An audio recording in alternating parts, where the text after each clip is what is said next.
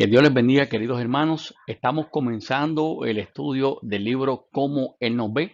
Tengo aquí un ejemplar físico conmigo y quiero compartir una cita que está en la portada central, que está en el libro Mensajes Selectos, tomo 1, página 367, una gran cita que dice: deberíamos orar para que Dios nos revele a nosotros la forma en que Él nos ve.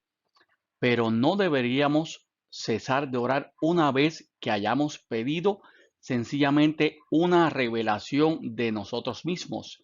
Deberíamos orar para que Dios nos sea revelado como un Salvador que perdona los pecados. Te invito a que juntos podamos elevar una oración al Señor.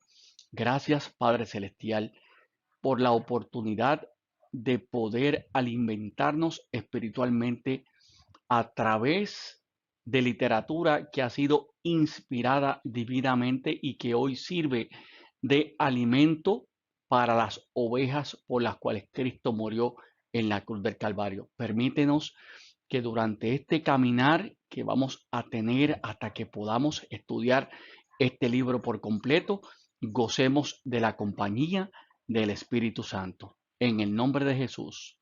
Amén. Bien, vamos entonces a comenzar directamente en el estudio del libro Cómo Él nos ve. Cuando nosotros vamos directamente a la palabra del Señor, debemos entonces ir ya definiendo cuáles son las bases por las cuales la Escritura nos indica la forma en que comenzó la vida del hombre.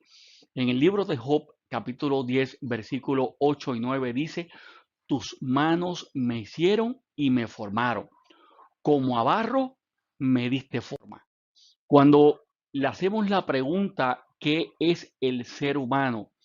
Si hiciéramos esta pregunta a diversas personas, muchos de ellos nos darían entonces diversas opiniones, desde las más profundas hasta quizás las menos desacertadas, porque todo va a estar en relatividad de cómo la persona se ha podido desarrollar en el mundo y cómo igualmente se ha relacionado con las personas y la manera en que ha valorado a las personas con los cuales ha compartido durante el tiempo de vida que ha recibido de parte de una bendición especial de Dios. Es por eso que cuando vamos a definir qué es el ser humano, nos debemos ir directamente a la palabra de Dios, la palabra de verdad, la fuente de vida eterna, para que el mismo que nos creó a ti y a mí pueda entonces darnos a nosotros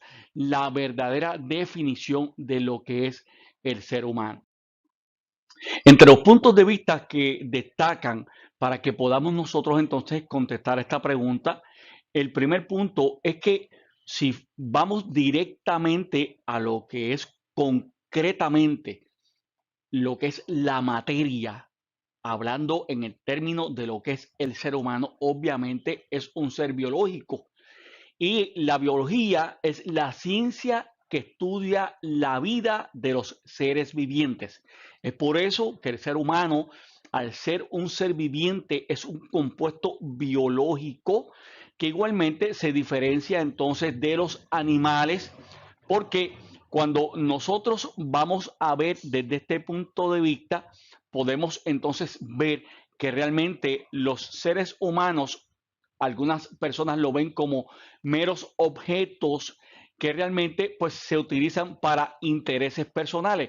Lamentablemente, el enemigo siempre ha estado tratando de socavar, de poder crear una sombra sobre aquello que nuestro Dios creó de una forma muy particular, de una forma muy especial, porque más adelante vamos a ver que realmente Dios nos hizo, creó al ser humano con un propósito muy particular, más allá de lo que la comprensión humana podría entender. Es que ahí es donde las personas a veces no tengan alguna objeción, tengan entonces algún tipo de crítica, por así decir, en cuanto a poderse quizás oponer a que ocurra un genocidio que no es sino una destrucción masiva de una ciudad, o puedan entonces pensar que realmente la ética en ciertos momentos que tenga que ver con la vida del hombre no deba ser aplicada, o que sencillamente estén permitiendo que haya un mercado negro de órganos de los seres humanos, porque sencillamente lo están viendo como meros objetos, como si fueran animales dentro de una sociedad en la cual se han desarrollado. Pero lo importante es que veamos que a pesar de todas estas circunstancias, Dios tiene una mentalidad totalmente diferente, y aunque te mencioné que el enemigo ha querido crear una distorsión del propósito de Dios, lo importante es que tú y yo podamos ser portadores de la definición bíblica con respecto a lo que es realmente el ser humano. En segundo aspecto, el ser humano se define porque tiene la capacidad de raciocinio. ¿Qué significa esto? El ser humano razona, tiene una mente, sabe que sabe que existe. Entonces, esto lo lleva a unas etapas totalmente diferentes, porque puede entonces creer, puede aceptar, puede explicar todo a partir del razonamiento que recibió, ese raciocinio que recibió de parte de nuestro Dios desde el momento en que entonces se recibió el aliento de vida, y desde ese comienzo el hombre entonces tuvo la capacidad decisional de poder ver sus entornos, no viendo cómo ahora los animales instintivamente pueden entonces actuar, sino que el ser humano no trabaja por instinto, trabaja por la razón que fue otorgada directamente por el Padre Celestial. También debemos entender que el ser humano es una obra prodigiosa, es una obra única de parte del gran maestro, de parte de ese gran alfarero que tomó el barro en sus manos en un momento dado en que se planificó en la historia eterna, y en ese momento ya el ser humano fue creado, como dice la escritura, a imagen de Dios. Y esto entonces lo que hace es que lleva en un sentido más elevado el hecho de que los seres humanos poseen una dignidad única, porque fueron creados de una forma distinta, de una forma donde ahora mismo somos llamados entonces, como dice la escritura y como ya te he mencionado, a imagen de nuestro querido Dios. La posición bíblica de la forma en que fuimos creados es que Dios entonces nos dotó a nosotros de unas capacidades especiales dentro de nuestro raciocinio, y fue el hecho de que nosotros podamos dominar, de que podamos ser entonces los señores, como dice esta lámina que estamos compartiendo, que seamos administradores de todo lo que Dios creó.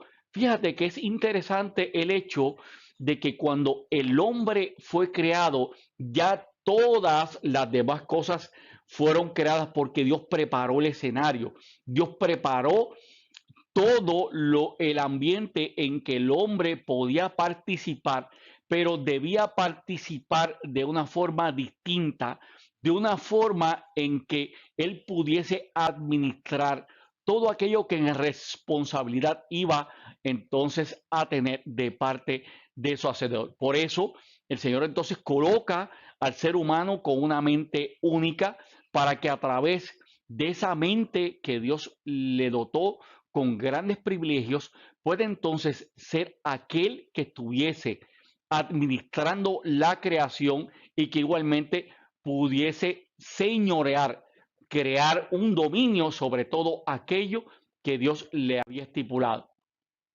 Cuando hablamos entonces de que el hombre es la corona de la creación y vamos al libro de Génesis capítulo 1, versículo 27, nos damos cuenta que hay tres ocasiones en que la Biblia destaca que Dios creó al hombre.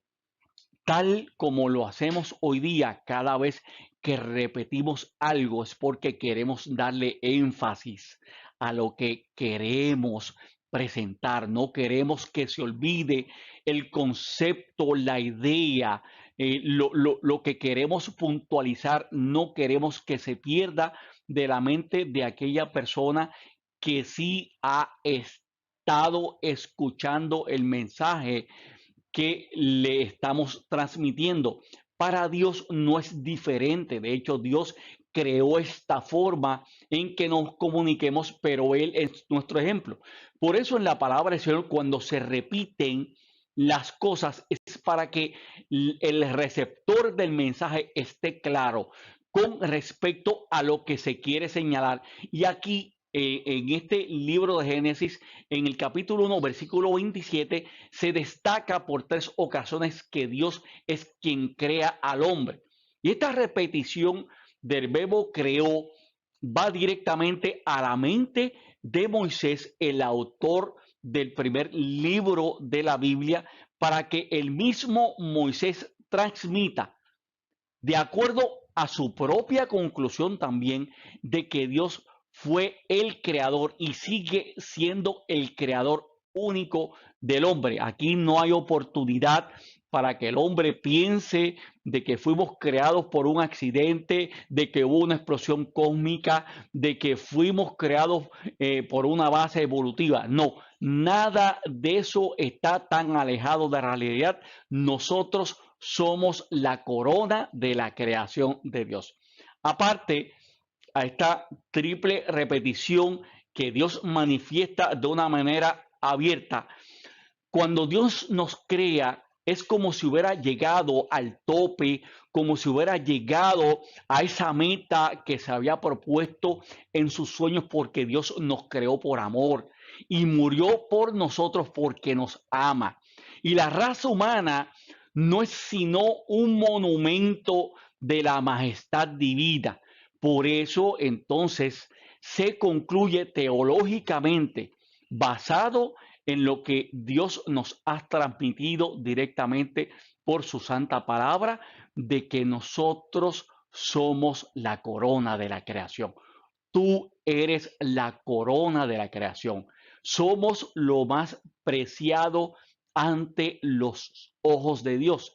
Y te recalco esto porque hay muchas personas en el mundo que hoy día están pasando por grandes crisis existenciales, están llenos de complejos, están llenos de tantos problemas, están llenos de tantas situaciones que hacen que menoscaben la importancia en ellos mismos y se ven como si fuesen añicos, como si fuesen trapos, como si fueran personas sin ninguna importancia en el mundo. Pero Dios ha querido transmitirnos en este momento de que tú y yo somos la corona de la creación. Siéntete bendecido, siéntete bendecida en este momento porque somos la corona de la creación de nuestro Dios. Vamos a repasar algunos textos que luego te voy a dar la asignación para que lo puedas hacer, pero en Génesis 1, versículo 2, en Job 33:4, en el Salmo 104, versículo 30, también en el Juan 1, versículos 1 al 3, en Colosenses 1:16, Hebreos 1:2, entre múltiples versículos adicionales que hay en la palabra del Señor, dan la evidencia clara de que nosotros fuimos creados directamente por la mano de Dios. Qué interesante es el hecho de que nosotros vayamos directamente a los orígenes nuestros, mientras nosotros ni siquiera pensábamos nacer, mientras nosotros ni siquiera íbamos a saber que en el futuro íbamos a ser parte de la raza humana. Dios se encargó directamente de darnos una evidencia tangible.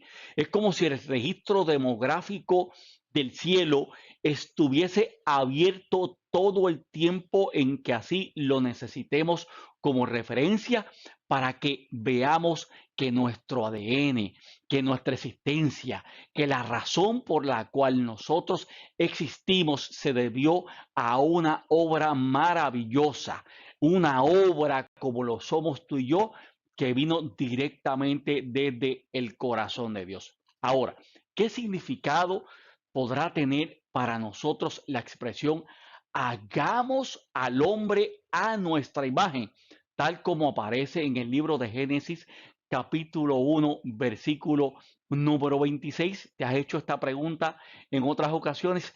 Muchas veces se ha hablado de esto con respecto a buscar teológicamente el significado correcto, el poder contestar esta pregunta: ¿qué significa haber sido creados a imagen de nuestro Dios?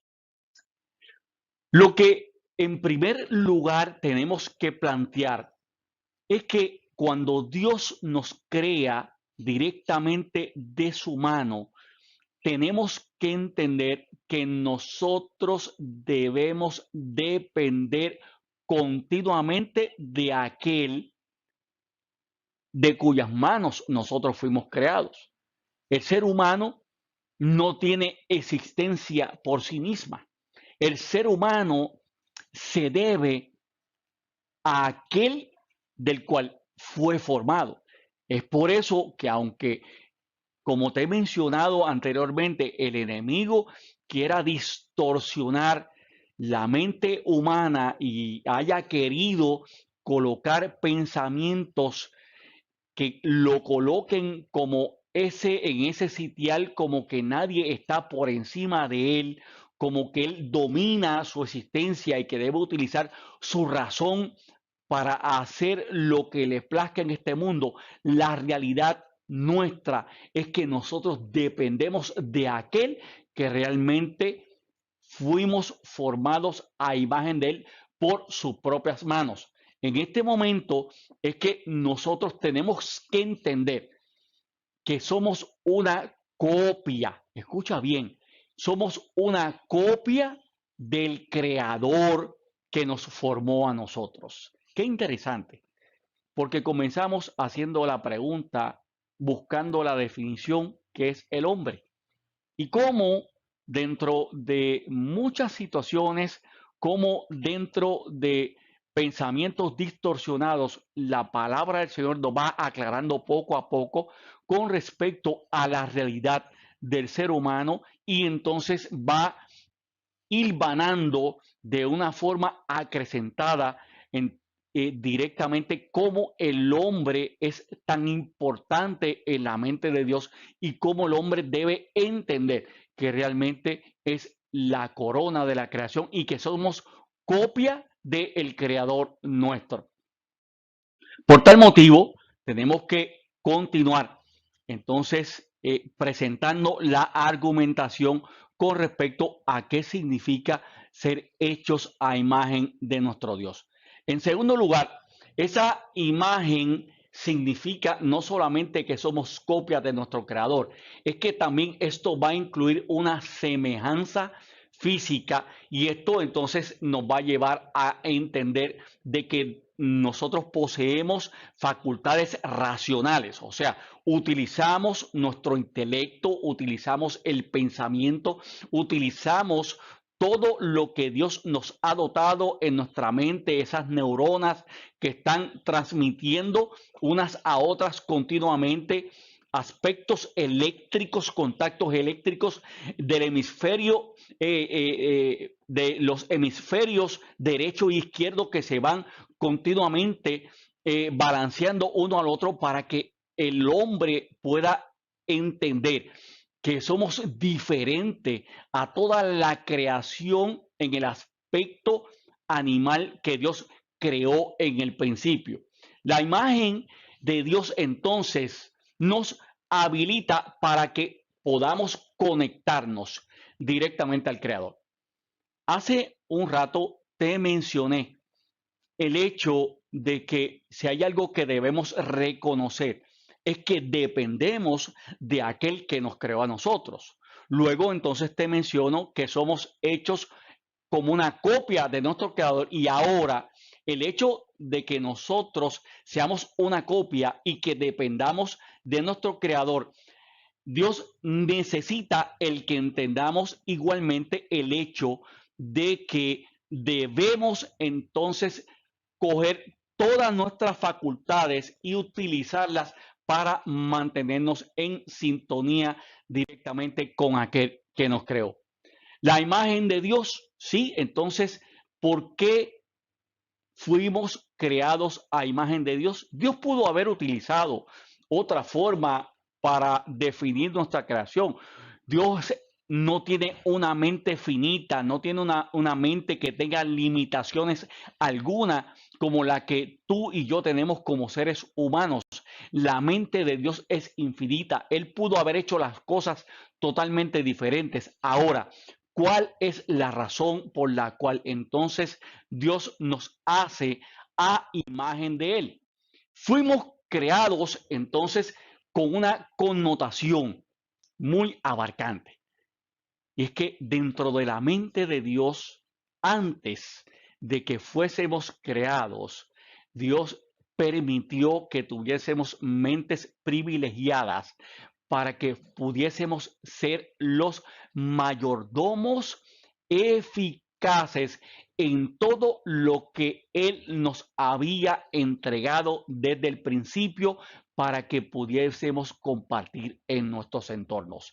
Quiere decir que Dios tuvo un propósito especial, es que Dios trabaja con propósito, Dios no trabaja de una forma diferente, Dios se encarga de que en cada acto, en cada decisión que Él tome haya un propósito definido. Dios no es como el hombre que hoy dice una cosa y luego entonces cambia de parecer. Dios tiene un propósito en las cosas que hace y cuando creó al hombre, antes de que fuese creado, ya Él tenía asignadas unas tareas especiales y es para que, y una de esas tareas era para que el hombre fuese un mayordomo eficaz en la tierra en la cual nosotros aún estamos viviendo. El otro propósito que Dios tuvo en mente en el momento en que crea al hombre es para que fuésemos bendecidos, para que pudiésemos bendecir también. Dios nos dio a nosotros la potestad, o sea, nos dio el dominio, nos dio ese liderazgo por encima de todo lo que había creado, pero tenemos que entender que a pesar de esas responsabilidades que Dios nos ha dado, esto no significa de que nosotros nos adueñemos de algo que realmente no nos pertenece, porque todo pertenece al Señor. Tenemos que entender esto. El ser humano ha querido crear un señorío, que el ser humano ha querido crear una propiedad absoluta sobre sus bienes, sobre las cosas que el Señor en su misericordia le ha permitido obtener. Y esto es parte del plan que el enemigo ha querido entonces establecer. Pero el plan de Dios sigue siendo el hecho que nosotros nos conformemos directamente como administradores responsables, eficaces de todo lo que Dios nos ha dado para que así sea. Esto crea, como mencioné, una responsabilidad. Mira, muchas personas al tener algunos títulos, al concedérsele algunos poderes, al poder disfrutar de algunas circunstancias favorables para ellos, se convierten entonces en unas personas que abusan entonces de los privilegios. Es un privilegio para nosotros el hecho de que el mismo creador nuestro nos haya constituido como administradores, nos ha dado la potestad, nos ha dado el señorío para que podamos es entonces crear un dominio sobre todo lo creado. Nosotros realmente no somos dioses, somos simplemente representantes de un Dios verdadero, de un Dios real. Y eso lo tenemos que mantener muy claro en todos nuestros entornos. Hay tanta gente que Dios le ha dado tantas bendiciones, tantas personas que poseen bienes materiales, que tienen caudales en ahorros, en sus cuentas bancarias, en propiedades. Sin embargo, esto no hace el hecho de que el hombre se engrandezca. Todo lo contrario, el hombre debe entonces tener la mente de que a través de los privilegios y bendiciones que Dios le ha dado, esto crea un mayor grado de responsabilidad porque hay un Dios al que todos les tenemos que dar cuenta y en algún día eso se debe cumplir según lo establece la Escritura. ¿Qué significa entonces ser administradores? No solamente el Señor nos ha dotado de el título de haber llevado su imagen, el hecho de que sepamos claramente que somos a imagen de nuestro Señor, es que nos conformemos en que podamos ser administradores. Dios no quiere convertir la vida tuya y mía en una esclavitud de posesiones. No es que nos afanemos buscando posesiones porque Dios nos ha dado a nosotros el dominio de hacer, de alcanzar grandes posiciones, de tener grandes sumas de dinero, de tener muchas propiedades, de ser personas prominentes en este mundo. De hecho, nos estamos preparando para habitar en el mundo que Dios nos tiene preparado en la Canaán celestial. Aquí se nos llama que somos peregrinos y extranjeros, que somos advenedizos. No podemos nosotros caer en el error de que podamos adquirir tantas riquezas y que ellas entonces sean las que se coloquen en el primer sitial en nuestro corazón y que esto que Dios nos ha dado para que lo podamos disfrutar y para que seamos responsables, se considere entonces como un estorbo para que nosotros dependamos de nuestro Dios. Todo lo contrario, Dios nos ha hecho administradores para que nos gocemos de lo que Dios nos ha dado, para que dominemos, para que lo disfrutemos y para que seamos sus representantes en este mundo que está lleno de dolor. Aunque hemos estado claros de que el hombre es la corona de la creación, no debemos nunca pensar de que somos entonces aquellas personas que debemos ser el centro de atención de los demás. Lamentablemente, cuando Adán y Eva tuvieron su caída, allá en el principio, en el jardín de Edén, la propuesta que el enemigo disfrazado de la serpiente astuta le entabla directamente a Eva es que le indica que ella iba a ser como Dios, conociendo el bien y el mal. Y esto lo que crea es una codicia. Ella entonces hilvanó en su mente: wow, voy a ser como el creador, voy a subir a ese sitial porque tengo el privilegio igualmente de poder lograr algo grande en mi vida.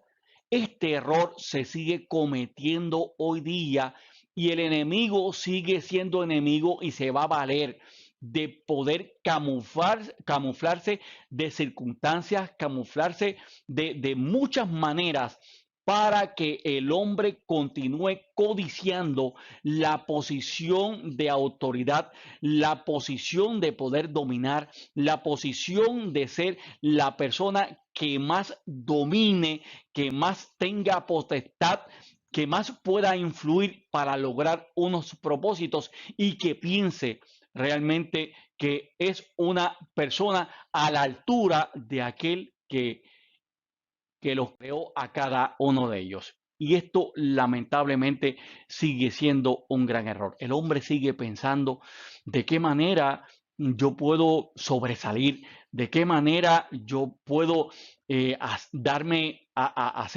conocer, de qué manera yo puedo hacer un nombre en esta tierra. Y cuando Dios nos coloca a nosotros dentro de los términos del propósito de Él, Dios quiso que entendiéramos que Él sigue siendo el dueño de la creación y no es el hombre. Dios nos otorgó a nosotros una responsabilidad, y esto es lo que el humano tiene que entender. Es por eso que en el libro de Hebreos, capítulo 1, versículo 3, nos llama a nosotros que somos no sino un espejo, pero no somos la sustancia de Dios.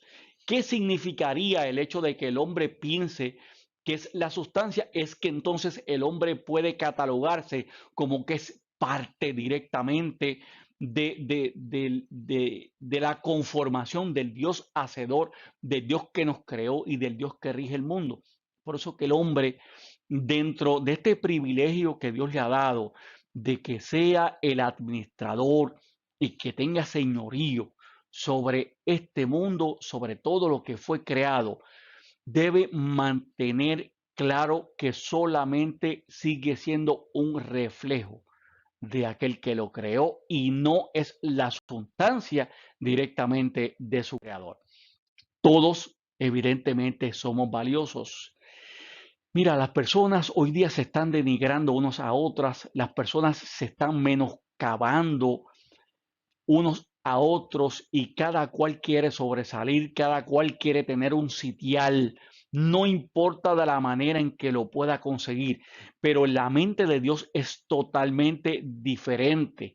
Estas actitudes de poder denigrar a los demás, como lo es el racismo, como lo es el machismo, el feminismo, el individualismo y utilizar la discriminación en nuestro diario vivir, el lenguaje de odio que se puede tener entre el lenguaje que el ser humano pueda tener, el supremacismo, el querer dominar, manipular las mentes más débiles a favor de nuestros intereses personales.